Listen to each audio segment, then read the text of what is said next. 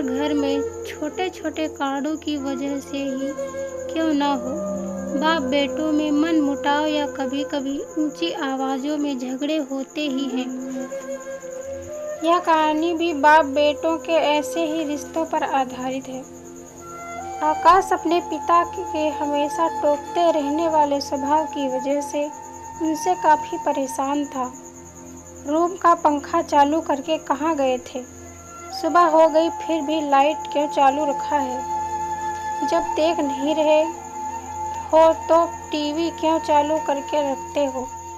Bike ठीक से park क्यों नहीं करते? कभी तो अपने जूते पॉलिश कर लिया करो। सुबह जल्दी उठा करो। कितने आलसी हो गए हो, कभी जॉगिंग नहीं करते। दिन भर में ना जाने आकाश को क्या क्या पापा से सुनना पड़ता था। अभी बच्चा थोड़ी हूँ मैं, इतना बड़ा हो गया हूँ। 2 दिन बाद मेरा नौकरी के लिए इंटरव्यू होना है और पापा का बर्ताव किसी छोटे बच्चे जैसा है मेरे साथ। एक बार मुझे नौकरी लगने दो, छोड़कर चला जाऊंगा पापा को। शहर में ही रहूंगा, फिर पता चलेगा उन्हें। अभी कमाता नहीं हूँ ना, इसलिए फालतू की चीज़ें सुनाते रहते हैं। पापा से नाराज आकाश के दिमाग में कुछ ऐसे विचार चल रहे थे। 2 दिन भी बीत गए और आज वही दिन था जिसका आकाश को बेसब्री से इंतजार था। आज उसके इंटरव्यू का दिन था। सुबह जल्दी जल्दी उठकर भगवान का आशीर्वाद लेकर आकाश उस जगह पहुंच गया जहां पर इंटरव्यू होना था। जिस बिल्डिंग में इंटरव्यू था उसके गेट पर कोई भी गेट कीपर नहीं था। आकाश ने देखा कि गेट एक साइड से टूटा हुआ है, लेकिन कुछ स्क्रू फिट करने से वह सही हो सकता है। आकाश ने रुककर स्क्रूज को टाइट कर दिया और गेट को सही करने के बाद वह बिल्डिंग में घुस गया।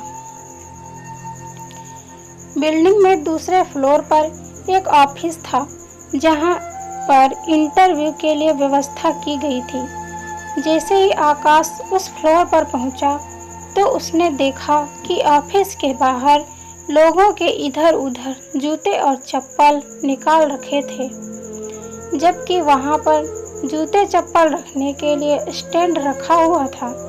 यह देखकर आकाश को अचानक अपने पापा की याद आ गई, जो उसे भी अक्सर अपने जूते चप्पल रखने को लेकर हमेशा टोकते रहते थे।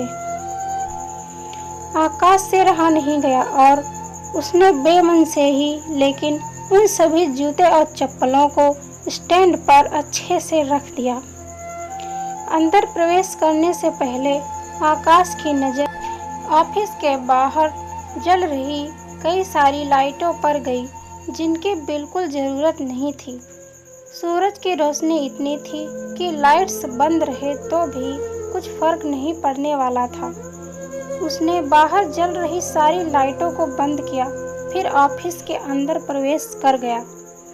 आकाश ने देखा कि ऑफिस में 20-25 कुर्सियां रखी हैं, लेकिन आगे की 10 कुर्सियों को छोड़कर बाकी की कुर्सियां खाली हैं और उन कुर्सियों के ऊपर लगे 2 पंखे बेवजह ही चालू हैं।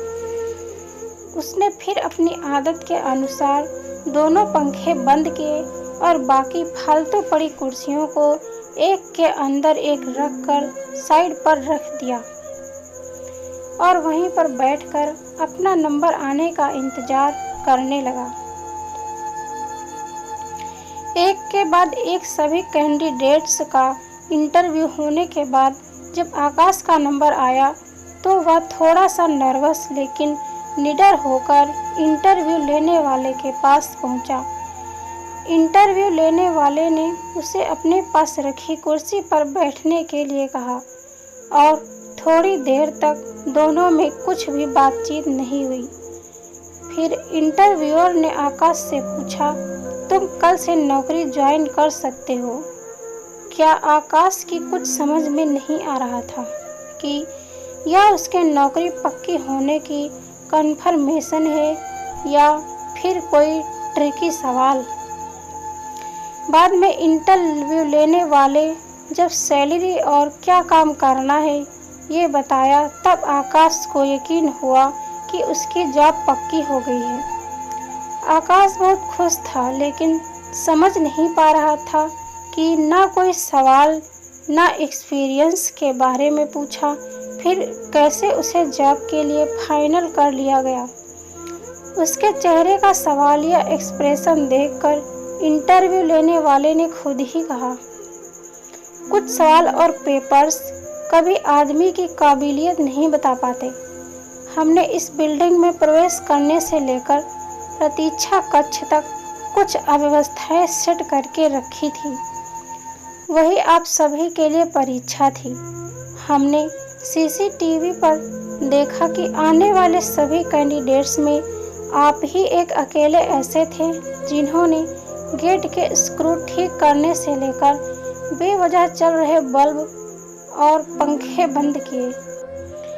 ऐसा कर आपने अपना चीज़ों को यूटिलाइज करना और बचत तथा रिजेक्शन कम करने जैसे गुण दिखाए। आगे बढ़कर आपने बूट और चप्पल और कुर्सियां ठीक करके दिखा दिया कि आप अपने काम के लिए कितने वफादार हो सकते हैं और किस हद तक जा सकते हैं। बस हमें इतने गुण काफ़ी थे आपको नौकरी पर रखने के लिए। पूरी बात समझ में आने पर आकाश को फिर से अपने पापा की याद आए और याद आई उनकी कही हर बात।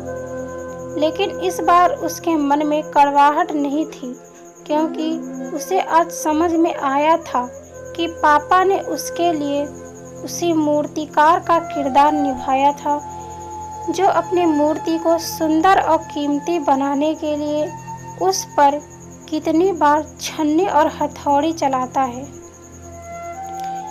आकाश जो नौकरी मिलते ही अपने बाप से दूर भागने की सोच रहा था, वो नौकरी का कन्फर्मेशन लेटर और साथ में मिली 1 महीने की एडवांस सैलरी को घर पहुंचते ही अपने बाप के कदमों में रख देता है। उनसे माफ़ी मांगते हुए कहता है कि पापा मुझे माफ़ कर दीजिए, मैं आपको समझ नहीं पाया। अपने बेटे के लिए आंखों में खुशी और गर्व के आंसुओं के साथ पापा आकाश को गले से लगा लेते हैं और उसके सिर पर प्यार से हाथ फेरते हुए उसे आशीर्वाद देते हैं। दोस्तों, जब भी आपके पेरेंट्स आपको कुछ कहें तो उसके पीछे का कारण जरूर जानने की कोशिश करना। कभी डांटे या टोके तो उसके पीछे के सद्भाव को समझने की कोशिश करना। एक बार आप अपने लिए गलत सोच सकते हैं, मगर आपके पेरेंट्स नहीं। तो दोस्तों, यह थी हमारी आज की कहानी। अगर यह कहानी आपको पसंद आई है तो कृपया इसे लाइक करें और ऐसी और कहानियाँ सुनने के लिए हमारे चैनल को सब्सक्राइब करें। यह कहानी आपको कैसी लगी? कहानी पर अपनी राय देने के लिए कमेंट करें। धन्यवाद दोस्तों।